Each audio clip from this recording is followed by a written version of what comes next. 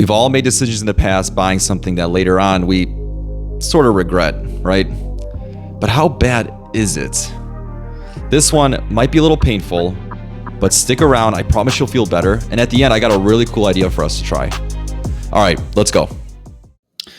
All right, so a while back, I stumbled on this website called dqydj.com. And it stands for, it turns out, Don't Quit Your Day Job. And they have some awesome calculators on here. The one I'm going to spend time on is the S&P 500 returns calculator. I think you guys see where this is going. Let's pull it up. About 10 years ago, we bought a car. Yay! It's a great car. I love the car. It's got 4 seats. We have 3 kids, plus my wife and I, so it's 5 of us. We can't fit in the car, but it's a great car. Okay? What else could I have done with that money, though? Let's just reflect a little bit, right?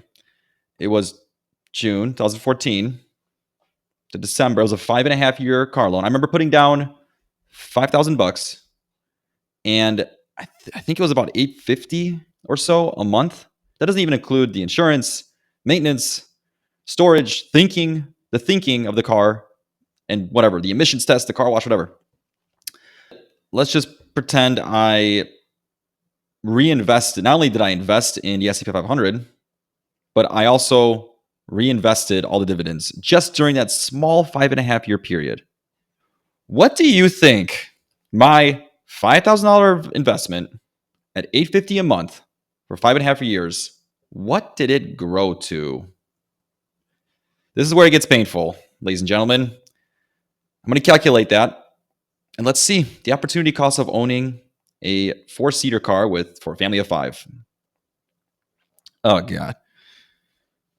$88,000? $88,000. I put in 61. All right, so here's a cost basis of 61,000. It's worth 88,000. I was thinking about getting rid of the car, and I just looked. It's worth maybe 25. Maybe I could stretch a little bit more. We'll call 20. So I'm at a third of the investment, quote unquote investment of the cost, and I missed out on the upside. So we're talking about a $60,000 swing here if I didn't buy the car. Ouch. And this happens on a lot of things that you look back on. I mean, I bought a house in 2011, bought the low, added value. We did everything right. We made money on it, but we still didn't beat the market. The market's still crushed. Take a look, play around with it. You're going to feel a little rage, okay? But the question we should be asking is, why did this work out the way it did? Well, the answer to why this worked so well is just the power of compounding, right? The more time we allow the investment to grow, the more powerful and impactful the returns are going to be, especially if we reinvest the dividends. That just adds another 2% juice to the fire. So time is really in our favor. Now, I only showed a 4 or 5 year example and it still worked out. And I know what some of you are thinking. Of course, these past 15 years, right? The market's just one direction the whole way. A couple dips here and there, but nothing substantial. Not like 08 or 2001 and 2. And you're right. We have been on a tear.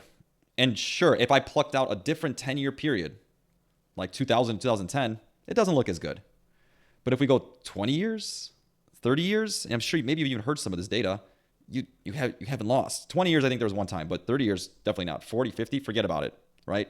And of course, you could back out even farther and say, well, America, Western countries, has been on a tear for 150 years, right? And maybe that's not going to repeat itself. Maybe the next 150 years won't be the same.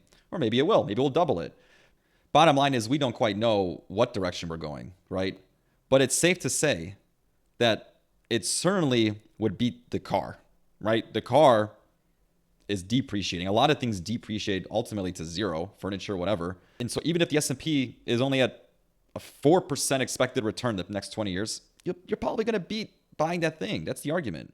This isn't meant to make us feel bad for making a purchase a while ago, nor is it even saying don't buy it in the first place. I mean, look, we all made a decision that at the time probably seemed like the right one. At least, at the very least, it was for a psychological reason, right? Maybe not a financial one. And in hindsight, yeah, it hurts a little bit to see, man, would have been better not to buy that necessarily. But here's the point. For now on, maybe on the next one, we do analyze that a little bit more. We do add the opportunity cost of what that thing costs. So the true price tag is what I'm suggesting that we do. And if you still want it, you say, all right, forget it, I still want it, then go for it, right? You're human and enjoy it. And if it's worth it, go for it. And by the way, you're going to feel better that you did the analysis and you still made that conclusion. No regrets. Now you have zero regrets, right? Time is really the variable here that makes this work out, which that means we should be educating those that are younger. And maybe you even want to share this video with a niece, a nephew, a child, a grandchild, a neighbor who has the time. Because let me tell you, we are all getting bombarded by stuff, right? I mean, marketing is so good right now. It's on a biological, psychological level. You open up a social media outlet, they got a new car, she got a new purse, he's doing that, whatever, house, furniture. There's a lot to live up for, and the pressure's on. And it's not just keeping up with the Joneses next door. It's keeping up with the Joneses another country. So this is new. We're all facing this now. This is new. So I propose we change that a little bit. Here's my idea. Follow me. Let's do it. We can do this together, okay? Instead of posting on social the shirt that you bought, the trip that you're on, the couch you got, whatever, which maybe you're posting a bunch of other stuff, but on top of those, prepare yourselves, but hear me out. You got your dividend. How about that? Let's post when you get paid a dividend.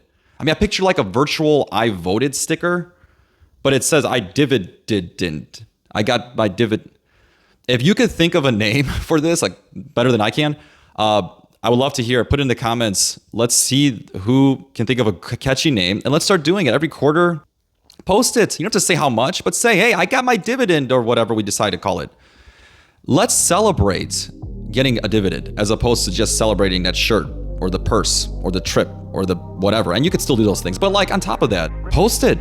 Let's celebrate it. All right, I'd love to hear what you guys think. Play around with the website. Again, don't rage too much. You couldn't change the past anyway, so let's look forward and have a good day. Appreciate it.